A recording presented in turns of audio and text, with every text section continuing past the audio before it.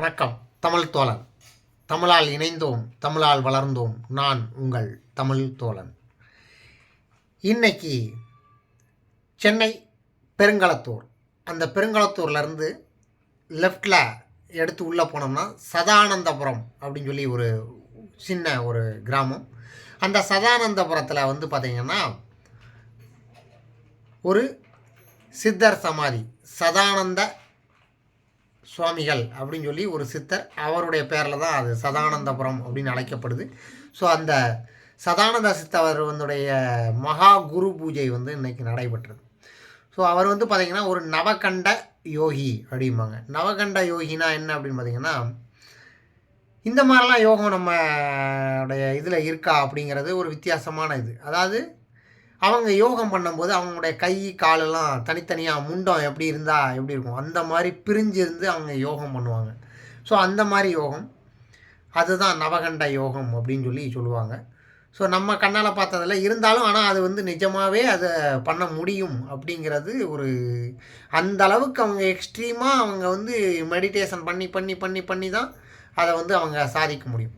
So அந்த மாதிரி ஒரு சித்தர். ஸோ நம்ம நினச்சதெல்லாம் கொடுக்கக்கூடிய அளவுக்கு அவர் ஒரு நல்ல ஒரு மனநிலை கொண்ட நம்ம சித்தர்கிட்ட போய் உட்காரும்போது அமைதியாக உட்காந்து நம்ம ஆழ்ந்த தியானத்தில் இருந்தால் தான் ஸோ அந்த சித்தருடைய சில விஷயங்கள் நமக்கு புரிபடும் அப்படிங்கிறத நம்ம முதல்ல தெரிஞ்சுக்கணும். ஸோ அந்த மகா குரு பூஜை இன்னைக்கு நடந்தது, சிறப்பாக நடைபெற்றது. மதியம் அன்னதானம் கொடுத்தாங்க, எல்லாமே அருமையாக இருந்தது. நல்ல சாப்பாடு, வயிறு நிறைய, மனசும் நிறைந்து வயிறும் நிறைந்து. அங்கே நிறைய கலை நிகழ்ச்சிகள்லாம் வர நடந்தது. ஸோ என்னுடைய குரு அவர்கள் ஆதிமகா யோகி அவங்களும் வந்திருந்தாங்க. அவங்க பாடல் எப்பவும் போல் உள்ளே இருந்து பாடல் பாடினாங்க. ஸோ ரொம்ப அருமையாக இருந்தது. ஸோ அதெல்லாம் முடிச்சுட்டு வந்தோம்.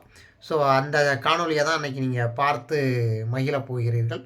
பார்த்து மகிழுங்கள். அதற்கு முன்னாடி நமது சேனல் தமிழ் தோழன் சப்ஸ்கிரைப் பண்ணுங்கள், ஷேர் பண்ணுங்கள், லைக் பண்ணுங்கள், கமெண்ட் பண்ணுங்கள். முக்கியமாக பெல் பட்டன் அமுங்க. அப்போ தான் நான் போடுற நோட்டிஃபிகேஷன் உங்களுக்கு சேரும். மிக்க நன்றி. உங்கள் தமிழ் தோழன்.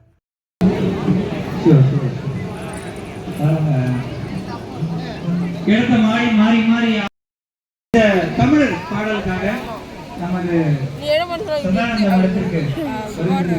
சீனிவாசன் தமிழர் அன்பின் ஐந்தினை செவிக்குழு சார்பாக, தென்னக ரயில்வே சார்பாக குழந்தைகளை பாராட்டி 500 ரூபாய் வாழ்த்தி வழங்கியுள்ளார்கள். அவர்களுக்கு எங்களது தாண்டவா கலைக்கூடம் சார்பாக நன்றி நன்றி.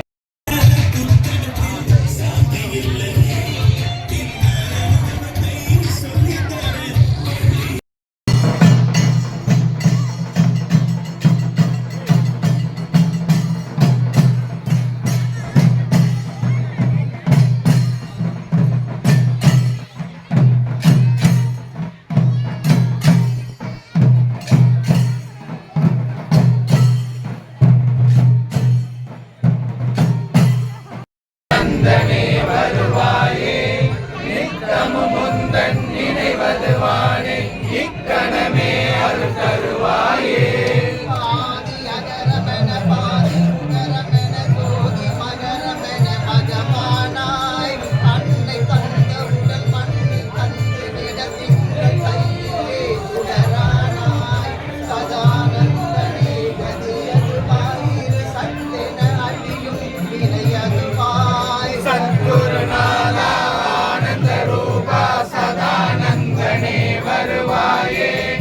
இக்கணமுந்தன் நினைவதுவானே இக்கணமே அருள் தருவாயே.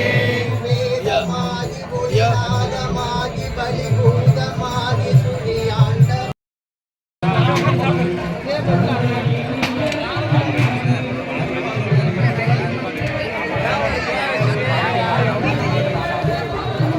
இந்த சித்தர் சமாதியை பற்றி நம்ம ஏற்கனவே இதை பற்றிய காணொளி நம்ம கொடுத்துருக்குறோம்.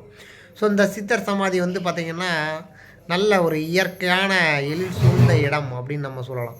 அதுபோக இந்த சித்தர் சமாதியில் குரங்குகள்லாம் அந்த பக்கம் போகும், அதெல்லாம் நான் பார்த்தேன். ஸோ அது போக பார்த்திங்கன்னா அவங்க இன்றைக்கி ஒரு இடத்துல அவங்க ஹீலிங் பண்ணுறவங்க ஹீலிங்லாம் வேறு கொடுத்துட்டு இருந்தாங்க. ஸோ இந்த ஹீலிங் பண்ணுறது ஏதோ ஒரு கிளாஸ் பிப்ரவரி மாதம் இருக்குது அப்படிங்கிற மாதிரி சொன்னாங்க. ஸோ அந்த மாதிரி சில விஷயங்கள் சில பேர் பண்ணாங்க. ஸோ வித்தியாசமான ஒரு அனுபவமாக தான் இருந்தது. ஸோ மதிய உணவு உண்மையிலே சொல்லணும்னா அந்த உணவு வந்து பொரியல், சாப்பாடு, ரசம் எல்லாமே, அதாவது வரக்கூடிய மக்கள் அனைவருக்கும் வயிறார உணவு கொடுக்குறாங்க பாருங்கள். அதுவே வந்து அதுவும் இந்த சித்தர் சமாதி எப்போ போனாலும் சரி ஸோ உணவு கொடுத்துருவாங்க. ஸோ வியாழக்கிழமைகள்லாம் வந்து பார்த்திங்கன்னா அங்கே குரு பூஜை நடக்கும். ஸோ அந்த மாதிரி ஒவ்வொரு விஷயங்கள் வந்து இந்த சித்தர்களில் வந்து பார்த்திங்கன்னா இதில் வந்து நிறைய பிரம்மஸ்ரீ சித்தர்கள், ஒரு சித்தர் சமாதின்னு நம்ம சொல்ல முடியாது. ஏன் அப்படின்னா இதில் வந்து நிறைய சித்தர்கள் வந்து இந்த இடத்துல வந்து அவங்க சமாதி பண்ணியிருக்கிறாங்க. அதில் வந்து ஒரு எனக்கு தெரிஞ்சு ஒரு 5-6 சமாதி இருக்குது அதே இடத்துல. ஸோ 1 2 3 4 5 6 சமாதி 7 சமாதி இதிலேயே உள்ளே இருக்குது. கண்டிப்பாக உங்களுக்கு வாய்ப்பு கிடைக்கும் போது ஒரு தடவை உள்ளே போய் பாருங்கள். ஸோ இதெல்லாம் பார்த்து நம்ம அந்த சித்தருடைய அருளை பெற வேண்டும். அதாவது கடவுளை நேரடியாக நம்ம அணுகிறதுங்கிறத விட இந்த சித்தர்கள் பண்ணும்போது, சித்தர்களுடைய வழிபாடு பண்ணும்போது என்ன நடக்கும் அப்படின்னா நிறைய நமக்கு அந்த வழி, தெய்வத்தை அடையக்கூடிய வழியை வந்து குரு தான் காட்டுவார். ஸோ அந்த குரு வந்து அந்த வழியை நமக்கு காட்டும் போது ரொம்ப ஈஸியாக போயிடலாம் நம்ம இறைவனை தேடும் போது. இன்னொன்று, நம்ம நிறைய புத்தகங்கள் படிக்கலாம். ஸோ நிறைய விஷயங்கள் தெரிஞ்சுக்கலாம். என்ன தான் புத்தக புழுவாக இருந்தாலும், புத்தகத்தை பற்றி தெரிஞ்சாலும், நம்ம வந்து குரு தான் வந்து நமக்கு வந்து தெய்வம், இப்படி தான் இந்த வழியில் போனால் தான் தெய்வங்கிறத வந்து நம்ம வந்து உணர முடியும். அதாவது உணர்ச்சி, அந்த உணர்தல் அப்படிங்கிற அந்த ஒரு தன்மைக்குள்ளே நம்ம தள்ளப்படும். நம்மளுடைய உடலும் தள்ளப்படும், உணர்வும் தள்ளப்படும். நம்மளுடைய ஆன்மாவுடைய அந்த லயிப்பு தன்மை, அந்த பேரானந்தம், அதுதான் உண்மை. ஸோ சிற்றின்பம் பேரின்பம் அப்படிம்பாங்க. உண்மையிலே சொல்லப்போனால் நான் வந்து சிற்றின்பம்னா நிறைய விஷயங்கள் நமக்கு தெரியும். பேரின்பம்னா அது என்னப்பா பேரின்பம் அப்படின்லாம் நம்ம நினச்ச காலங்கள் இருந்தது. ஆனால் நம்ம உட்காந்து மெடிடேஷன்லேயே கண்டினியூஸாக அதை பண்ணும்போது தான் இதுதான் பேரின்பம் அப்படிங்கிறத வந்து பண்ண தான் ப்ராக்டிஸ், அந்த பயிற்சி பண்ண நமக்கு வந்து நம்ம அதை உணர்வோம். ஸோ அந்த மாதிரி எல்லாருக்கும் ஒரு நல்ல குரு அமையணும். ஸோ அந்த குரு அமைந்தால்தான் தெய்வம் கிட்டும் அப்படின்னு சொல்ல முடியும். ஸோ குரு அப்படின்னு சொன்னால் கூட இறைவனே கனவுல வந்து சில பேருக்கு வந்து குருவாக மாறி உபதேசம் கொடுத்து இந்த மாதிரி நினைக்க வேண்டும்ங்கிறதெல்லாம் கொடுக்கக்கூடிய நிகழ்வுகள் கூட நடக்குது. ஸோ அதெல்லாம் வந்து மிகப்பெரிய அற்புதம். அந்த மாதிரியும் சில பேருக்கு நடக்க வாய்ப்புகள் நிறையவே இருக்குது. எல்லாமே வந்து அந்த இறைவனுடைய சித்தம். ஒவ்வொரு நொடியும் அந்த இறை நிர்ணயிக்கிறது தான் நம்ம சொல்லணும். நம்ம நினைக்கிறதால சில பேர் இந்த பகுத்தறிவாதிகளாக இருந்தாலும் நான் நினைக்கேன், நான் இப்படி ஆகுதேன் அப்படின்னு சொல்லிடலாம். நான் நினச்சாலும் அந்த நீ நினைக்கிற அந்த உடம்பை கொடுத்தது யார், அந்த மூலம் எங்கிருந்து வந்தது அப்படின்னு நம்ம ஒரு சில விஷயங்களை யோசிக்கும் போது ஆதி அந்தம் அப்படின்னு சொல்லி போனால் எல்லாமே வந்து அணுக்களால் உருவானதுன்னு அறிவியல் சொன்ன மாதிரி இந்த உலகமே எல்லாமே அணுக்களால் உருவானது. அப்போ அந்த அணு என்னது, அந்த அணுவை படைத்தது யார், வானத்தை படைத்தது யார், பூமியை படைத்தது யார், நீரை படைத்தது யார். ஸோ எல்லாமே படைத்ததுன்னா ஒரு மனுஷன் கண்டிப்பாக ஒரு மனுஷனால் இதெல்லாம் படைக்க முடியாது. அப்போது இந்த இயற்கை வந்து மிகப்பெரிய ஒரு சூட்சுமத்தை தன்னுள் ஒளித்து வைத்து கொண்டு இருக்கிறது. அந்த சூட்சும பொருள் அண்டத்தில் உள்ளது தான் பிண்டத்தில் உள்ளது. பிண்டம் என்பது என்னது, நம்ம உடல். ஸோ அண்டத்தில் உள்ளது தான் பிண்டத்தில் உள்ளது, பிண்டத்தில் உள்ளது தான் அண்டத்தில் உள்ளது. இந்த மாதிரி நிறைய விஷயங்கள் இருக்குது ஆன்மீகத்தில்.